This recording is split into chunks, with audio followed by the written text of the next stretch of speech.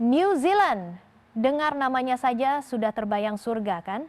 Sebuah negara kepulauan dengan pemandangan epik, udara bersih, dan kualitas hidup yang bikin ngiler. Tapi ada yang aneh banget nih di surga dunia ini. Anak-anak mudanya yang paling cerdas dan berbakat malah ramai-ramai kabur dari kampung halaman sendiri. Seperti kapal mau tenggelam. Setiap tahun puluhan ribu pemuda meninggalkan pekerjaan impian atau rumah idaman mereka demi mencari tempat lain. Ada apa ini sebenarnya? Halo semuanya, selamat datang kembali di channel Jendela Dunia. Jangan lupa tekan tombol subscribe dan nyalakan loncengnya. Mari kita buka jendela wawasan kita hari ini. Kedengarannya mustahil kan? Kayak film fiksi ilmiah gitu. Tapi kenyataan jauh lebih mengejutkan. Saat ini, lebih dari 600 ribu warga Selandia Baru tinggal dan bekerja di seberang pagar alias Australia. Angka ini bukan cuma besar, tapi juga bikin syok kalau kita tahu ini adalah tingkat migrasi yang setara dengan daerah-daerah yang sedang konflik bersenjata.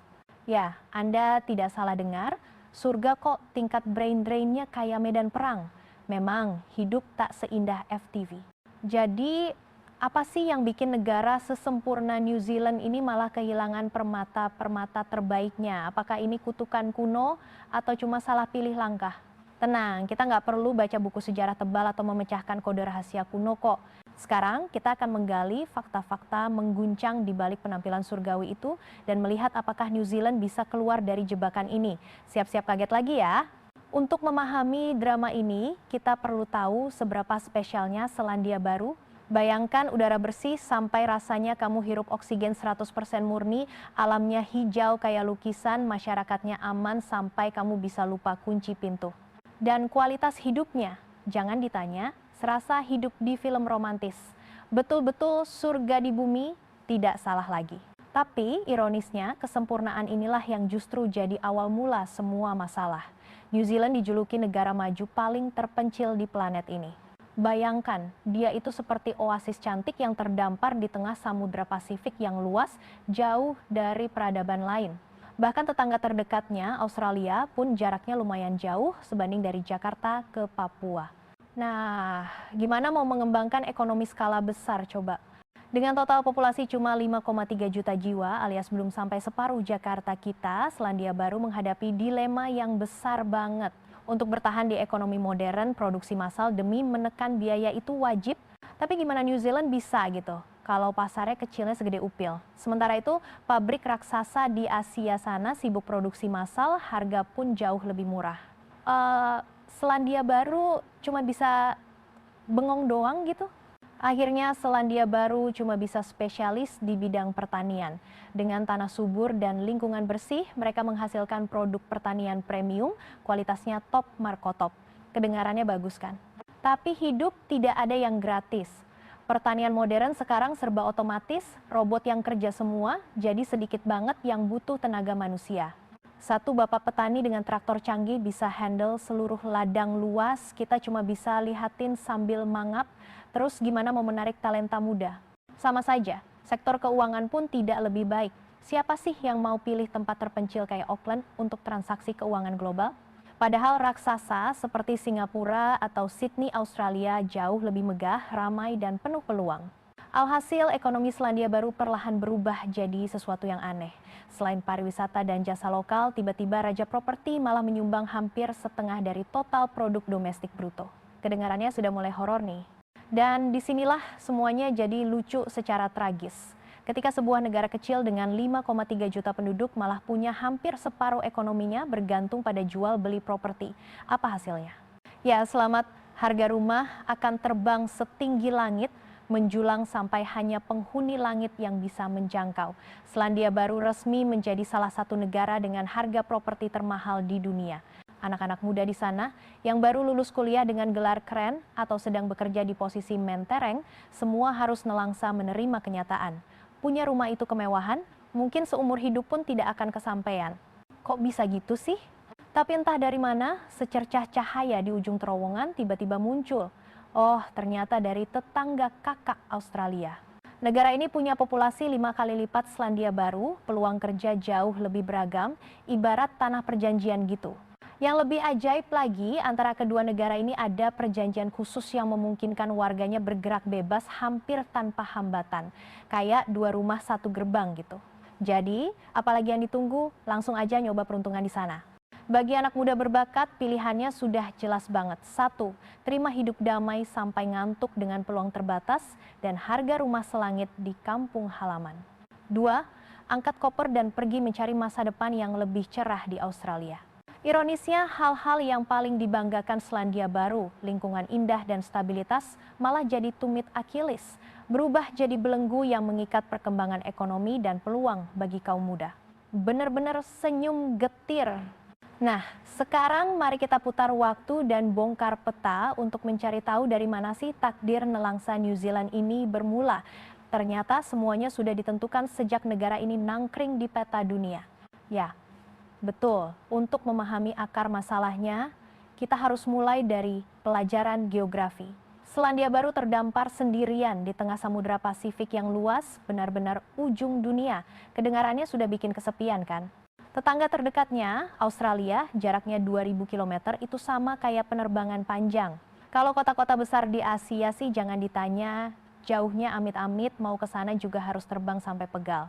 Isolasi yang mengerikan ini bukan cuma bikin New Zealand jadi tempat yang unik, tapi juga mengubah ekonominya jadi gadis yang rapuh, gampang pecah. Mau dagang sama dunia luar? Siap-siap aja ngabisin uang ongkos kirim. Meskipun luas New Zealand tidak kecil, tapi sebagian besar wilayahnya pegunungan terjal atau padang rumput untuk peternakan. Kota-kota besar sedikit, sebagian besar tersebar di sepanjang pantai.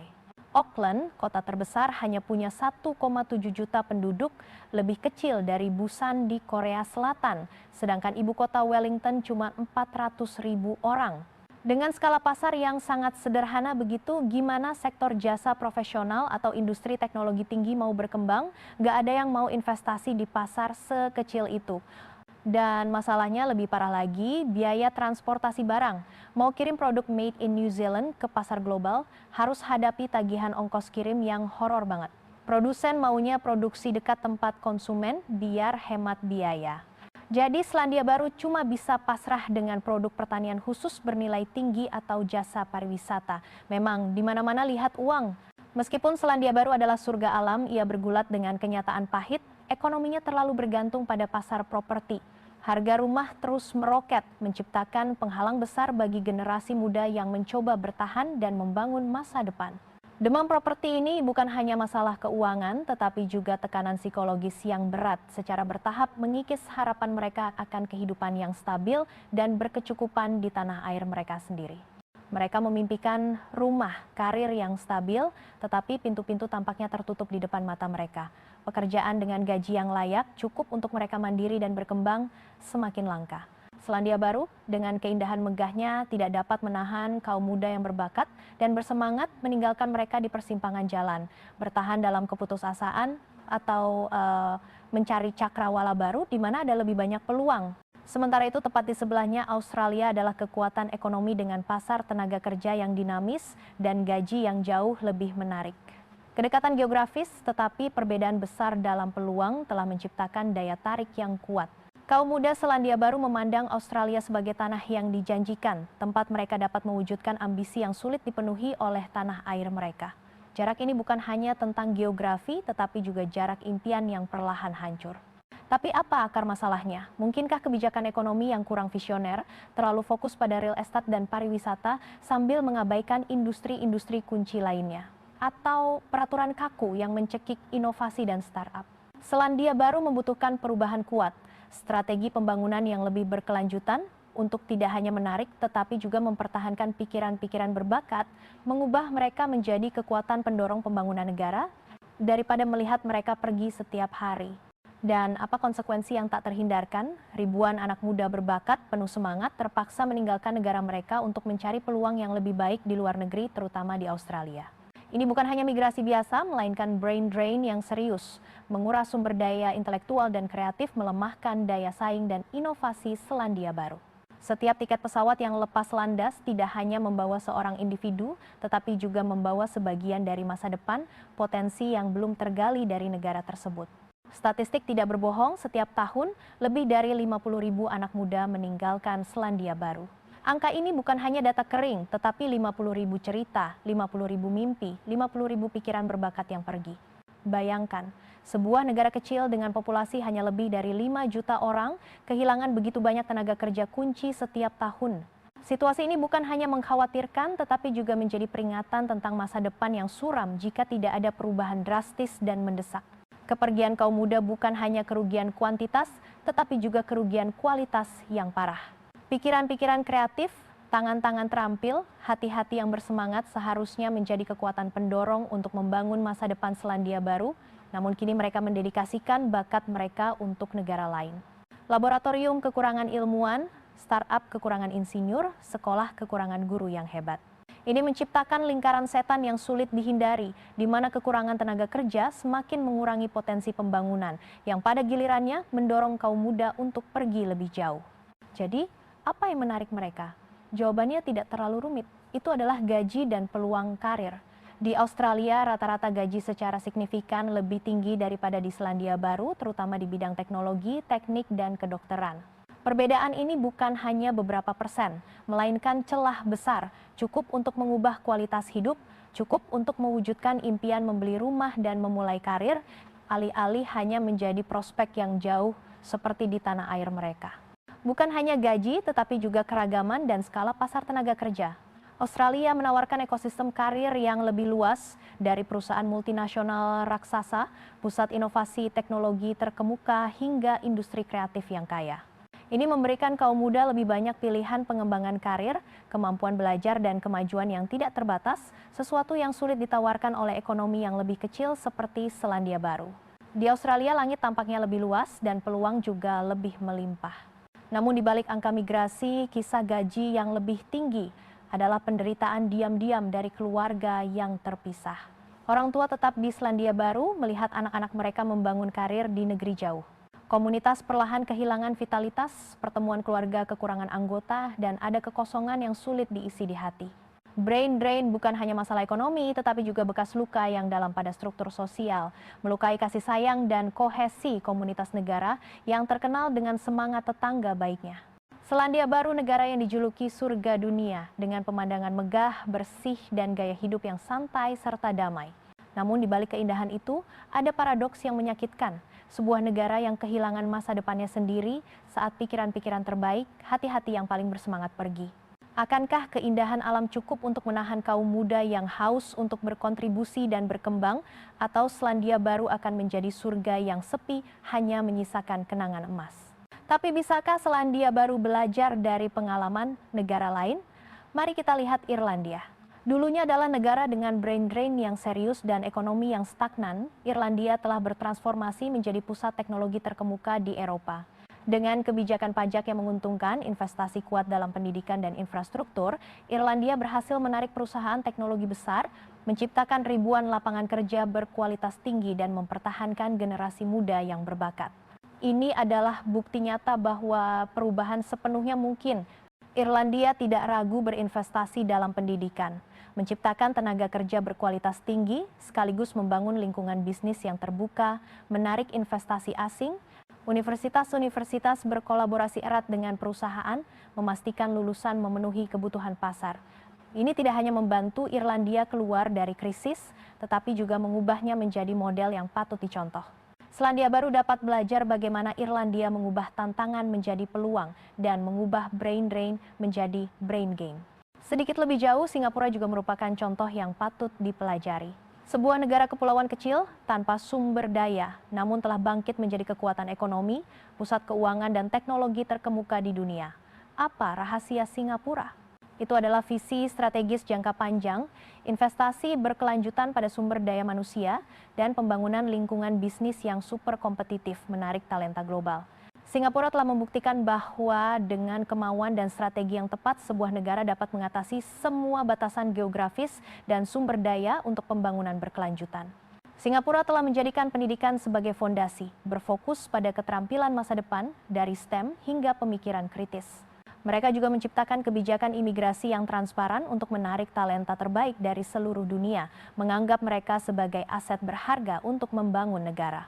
Kombinasi pendidikan berkualitas tinggi, lingkungan bisnis yang menguntungkan, dan kebijakan menarik talenta telah membantu Singapura tidak hanya mencegah brain drain, tetapi juga mengubah dirinya menjadi magnet raksasa yang menarik pikiran-pikiran paling inovatif. Inilah pelajaran yang perlu direnungkan Selandia Baru agar tidak lagi harus melihat anak-anaknya pergi dengan penyesalan. Selandia Baru, negeri keajaiban alam yang menakjubkan, danau-danau biru kristal, dan pegunungan megah. Sebuah surga yang tenang terpisah dari hiruk-pikuk dunia. Namun di balik keindahan yang memukau itu, negara ini menghadapi paradoks yang menyedihkan. Perlahan kehilangan talenta-talenta muda dan paling cerdasnya. Setiap tahun puluhan ribu anak muda Selandia Baru memilih meninggalkan tanah air mereka, mencari peluang di negeri lain, terutama Australia. Mereka adalah dokter, insinyur, ilmuwan, individu-individu berkualifikasi tinggi yang seharusnya menjadi tulang punggung pembangunan negara mereka. Ekonomi Selandia Baru sebagian besar bergantung pada sektor tradisional seperti pertanian dan pariwisata. Sementara itu, sektor properti justru mengalami pertumbuhan pesat, menyedot modal dan tenaga kerja, menciptakan gelembung harga rumah yang menyulitkan kaum muda untuk membangun kehidupan. Kurangnya dorongan inovasi, kurangnya industri bernilai tambah tinggi. Apa akibatnya? Insinyur perangkat lunak berbakat terpaksa melakukan pekerjaan di luar bidang mereka.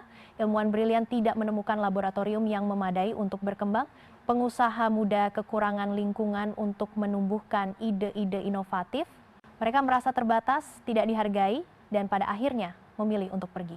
Sementara itu, tepat di seberang Laut Tasman, Australia justru menjadi magnet bagi para talenta.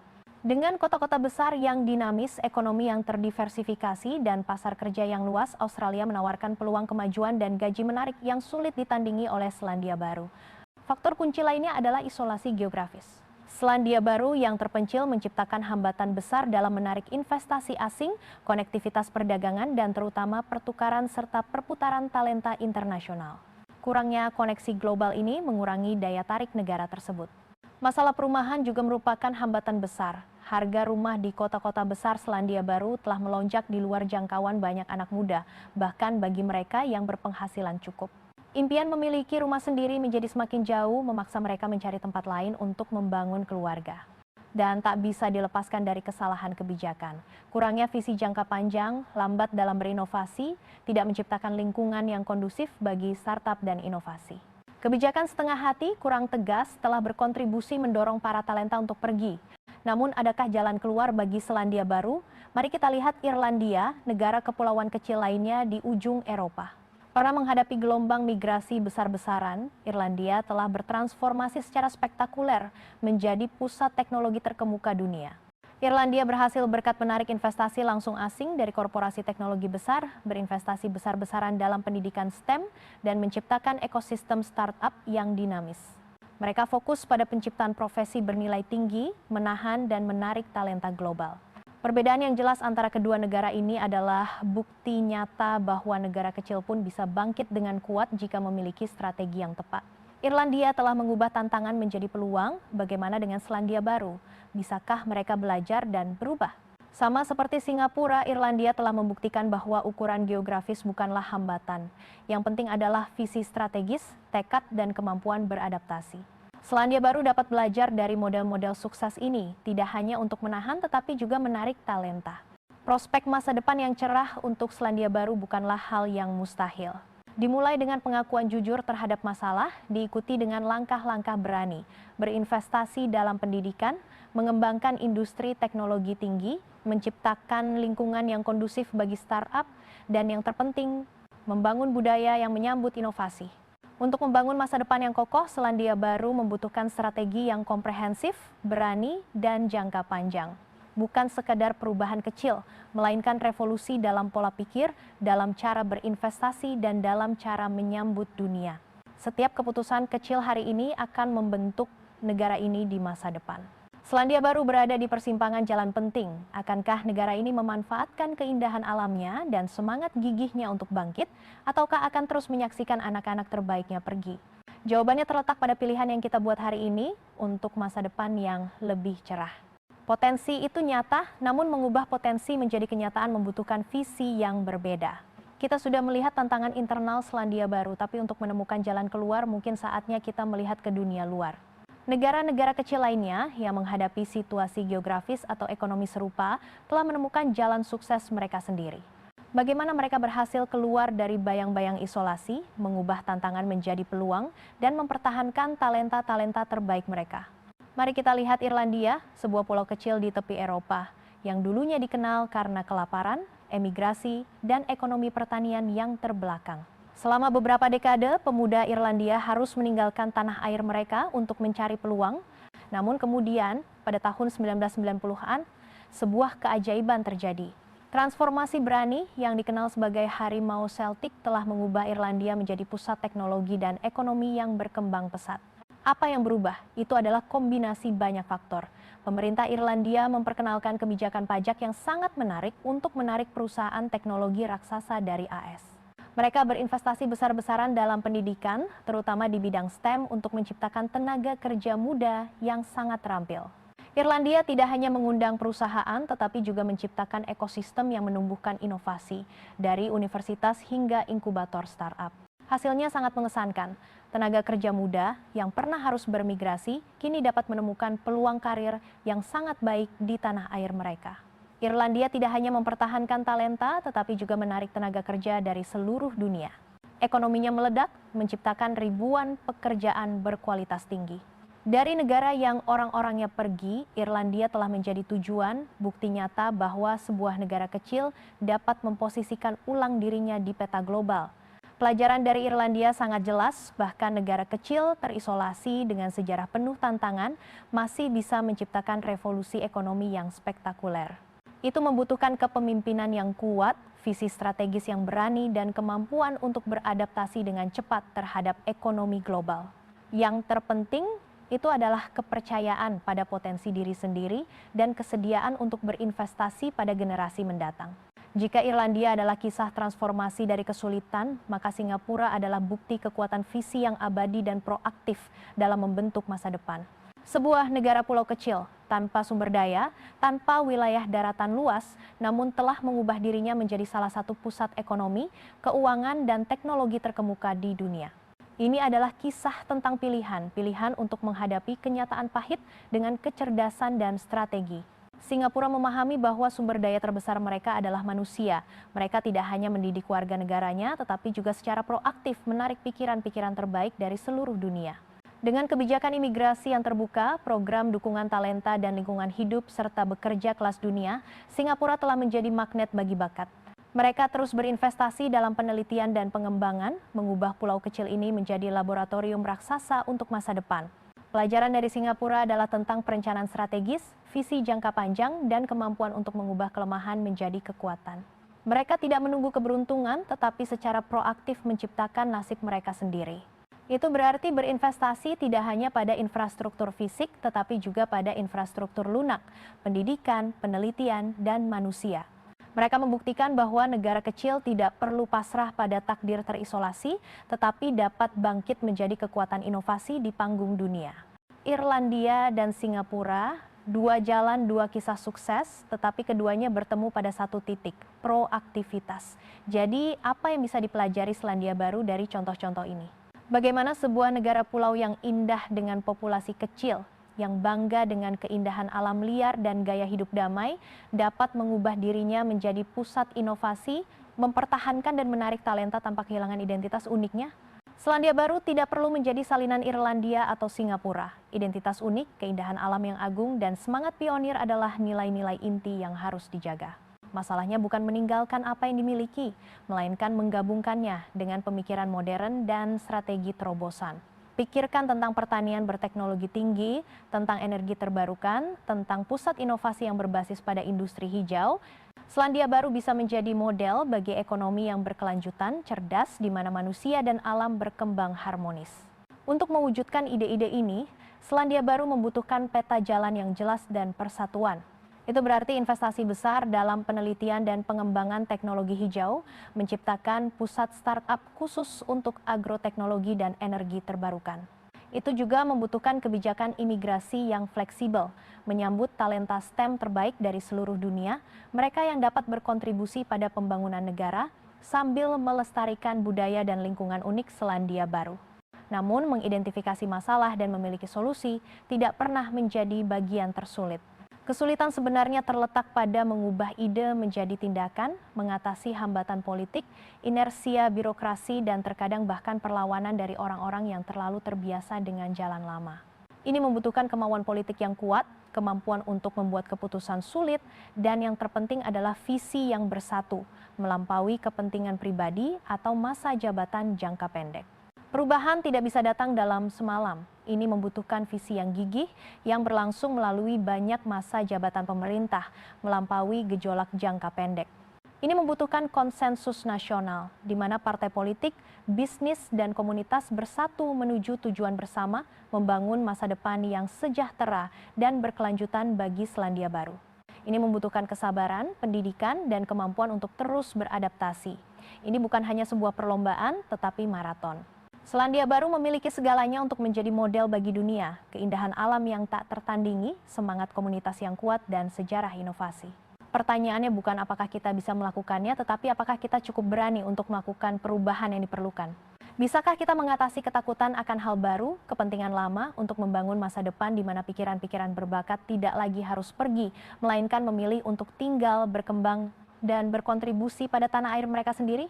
Selandia Baru berdiri di persimpangan, melanjutkan jalan lama atau berani menciptakan babak baru untuk dirinya sendiri. Sebuah babak di mana keindahan alam menyatu dengan kecerdasan manusia, di mana peluang diciptakan di tanah ini, sehingga para talenta muda dapat dengan bangga menyebut tempat ini sebagai rumah, tidak hanya untuk hidup, tetapi untuk berkontribusi dan membentuk masa depan. Pilihan ada di tangan kita, dan masa depan Aotearoa menanti.